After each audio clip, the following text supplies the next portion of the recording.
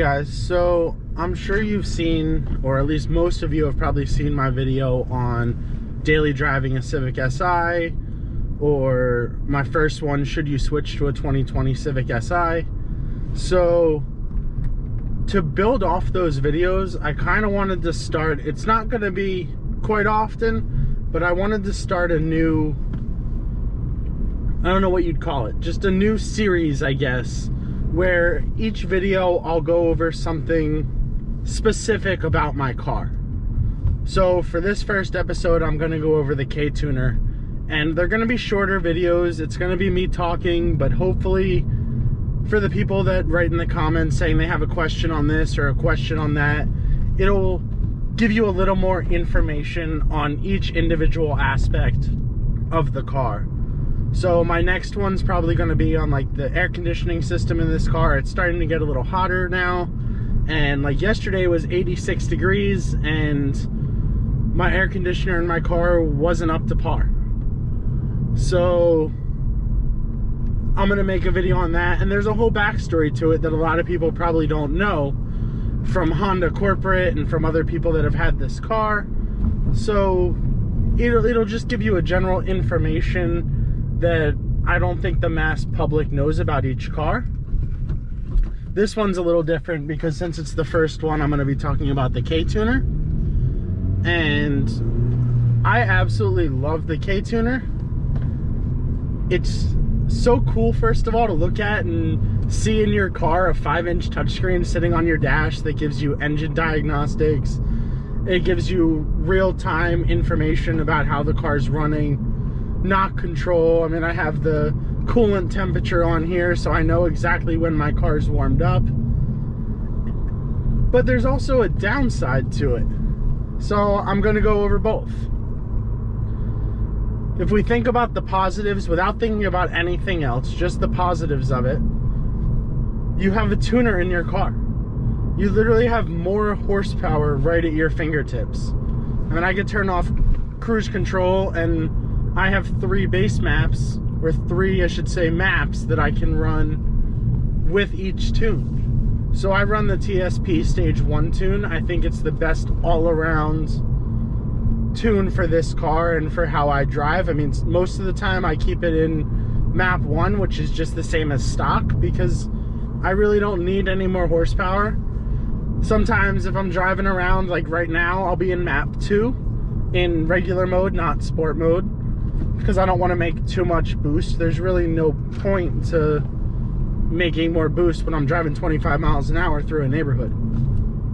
So then you also have the high-end map, which unfortunately, since I haven't replaced the clutch yet, I don't really run that often, because it does, people say if you're above 3,500 RPMs in 3rd gear, then you can floor it and be fine. Well, in my car, if I floor it at 3,500 or even 4,000 RPMs, my clutch slips like there's no tomorrow. So I don't really want to run that and risk hurting my flywheel before I replace the clutch. It's just another $500 to $700 that I don't really want to spend if I don't have to, and if I keep this one in good condition, I can replace the clutch and not have to worry about it. But the KTuner makes me really nervous. And I think most people will agree with me on this, that unless you have a crazy amount of money where you can afford to just, something goes wrong with the car and fix it, like out of pocket, most people don't have the money to do that. And I'm one of those people. So like, I bought this car with the intention of buying a new car, knowing that I'm not gonna have to spend money on repair bills. It's gonna be a reliable car. It's gonna handle whatever I throw at it in the stock configuration. Well, now that I have a tuner on the car and it's making more horsepower, unless the person at Honda is having a really, really, really nice day, they're not gonna cover my car under a warranty. I know they won't. Why should they? They're gonna, if I have a catastrophic engine failure, they're gonna look at the, in a plane it's called a black box, but whatever you want to call it in a car, they're gonna look at the data logs from the ECU and see, well, that's not the normal tune. That's not our problem. He did something. And even if I go back to stock, all the warning lights and sensor lights and everything come up on your dash. And if you have a blown engine, you're not gonna be able to drive far enough to get those lights to turn off, even if you flash it back to stock before you bring it to the dealership. You could flash it back to stock, they'll see the stock tune on there, but they're gonna look at you and go, yeah, but why are all your lights on? Well, try getting out of that one. So the KTuner is really nice, but it has its limitations if you can't afford to truly modify the car. The whole days of this car has a 36,000 mile 3-year warranty, which my lease is for 3 years and 45,000 miles, is pretty much gone. If something happens to the car, it's on me, and it's all because I wanted a little bit more horsepower. So it's something to take into consideration. I also, to go a little deeper into it, if you've used the KTuner app, you know it's not the most perfect app on the planet. It's a little slow, which I don't mind too much because you're doing a lot, and it's not like it takes 20 minutes to load. It may take a minute, 30 seconds to a minute. In this day and age, that sounds like a long time, but for what you're getting, I don't mind waiting 30 seconds to a minute. It just seems like they need to speed things up a little bit. And it'd be nice if they came out for it with Mac, but I loaded Windows onto my Mac and it works absolutely fine. But once you're in the software, has anyone noticed that you can't see what tunes are already loaded onto the actual KTuner?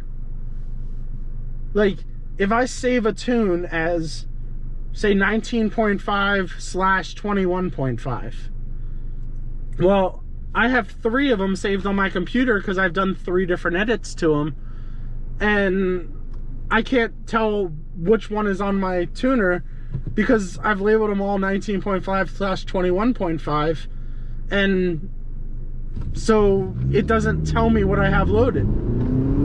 I could have one that I could make 3 copies of the same tune with different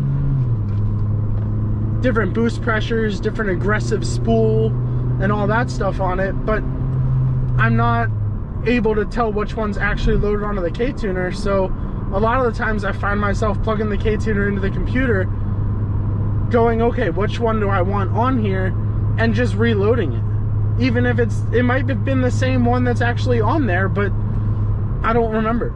I can't remember, and so I started having to write it down on my phone. Okay, this one is the 19.5/21.5 edit number 2, and then I can open my computer and see which one edit number 2 is, and I'll know.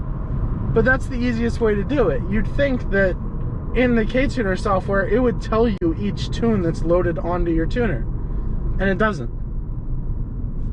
So it's small things like that that, I don't know, I think the usability for the end customer would be a lot better if they had put that feature into the software. So also on the KTuner, you can't delete tunes from the KTuner. You can erase all the tunes, or you can erase none of the tunes. There's no way to specifically say, okay, I want to erase slot 4.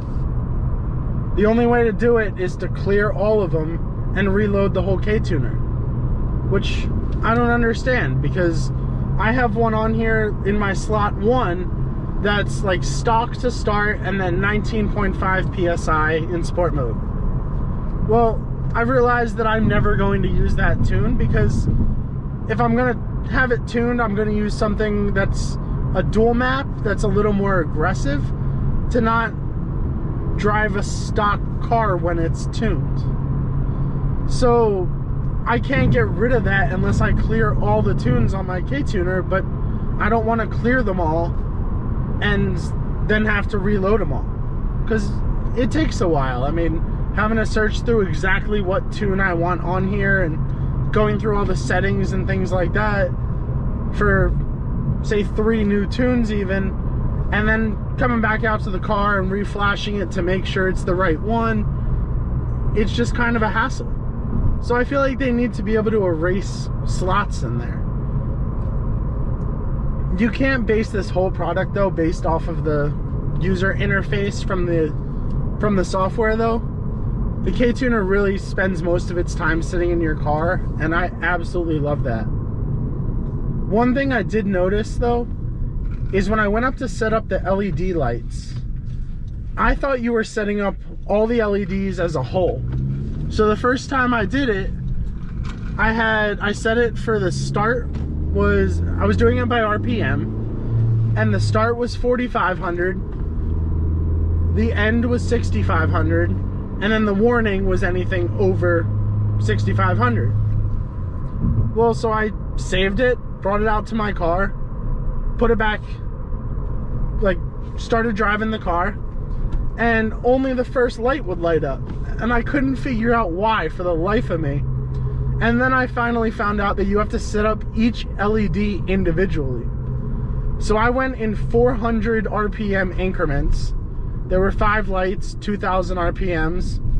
And so I split it equally between all of them and just went from there. But there's no set video on how to actually use the system. There's so many intricate little things that you have to learn, which, as you guys know, if you've been in my comments section, I don't get many comments, but I look at all of them, and a lot of them that have to relate to KTuner are how to do something that KTuner should have told you how to do.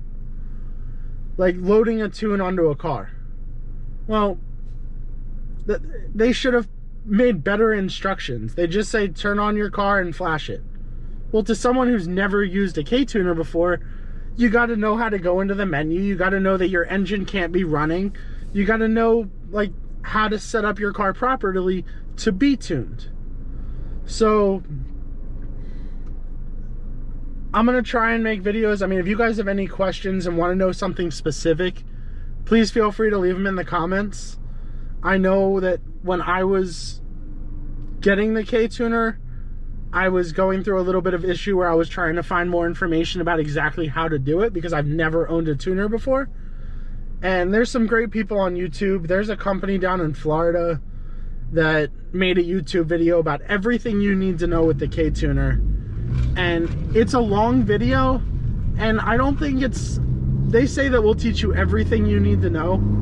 I don't think that's 100% true. It's partially true. They go over 99% of things, but they're not as fluid. They tell you, oh, click here, but then they barely show you where to click on the actual screen. It's like I paused it, zoomed in on the screen that they showed, and then hit play again to see exactly where they clicked. Like for the LEDs, they were like, well, click the LED button, and I couldn't figure out which one was the LED button. So if you guys have any questions, feel free to ask. I'm always looking at the comments, so I'll see it right away and I'll be able to answer any questions. But I think getting the tuner was an amazing decision. You just have to know that it's not perfect. And I never expect it to be perfect. You can't please everyone, but KTuner did their homework. They did a really good job designing this, and it works. That's the most important part. It works. So it's a great product. I'm a little nervous myself using it in my daily driver just because, like I said, if something happens to it, it's on me, and I don't know if I'm 100% prepared for that. But it's a part of owning the car, and it's a part of tuning the car.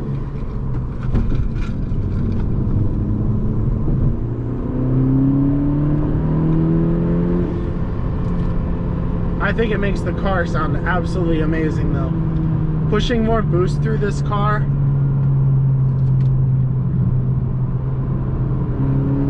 just makes it so much fun to drive. This is only a 19.5 PSI tune right now because I'm not in sport mode, and the car is still alive. It's way more exciting than if I had gone down to stock. I do drive on stock sometimes, like I said, but most of the time 19.5 is a good medium. I find that on 21.5 and higher tunes, it loses its daily drivability. It feels like I'm working to drive the car. And on a lower tune like 19.5 or even the stock tune, you can you're comfortable driving this car. In the rain, I drive it in stock all the time. The tires are so bad that I don't want to have to just peel the tires out down the street in the rain. And I know that's going to happen just by giving it a little tap of the gas with a higher tune. So the higher base maps are really for if you're using it for, I don't want to say track use, but more aggressive use. Use the lowest tune you can to be happy with your car. That's the way I think about it. So 19.5 is the lowest I really like to go on a normal, nice day outside when I'm driving around. Just because it's still controllable, but it adds a little bit more of the fun factor. If I'm driving a little like higher of a tune, then I need to have two hands on the wheel at all times. It's not as relaxing. The car wants to pull a little bit. You never know when you're gonna give it just too much throttle and it's gonna make too much boost. Like right there, I hit the gas pedal maybe a quarter of the way and still got up to 16 pounds of boost on a 19.5 PSI tune. The lower it's set, or the more stock, close to stock that it's set, the easier it is to drive.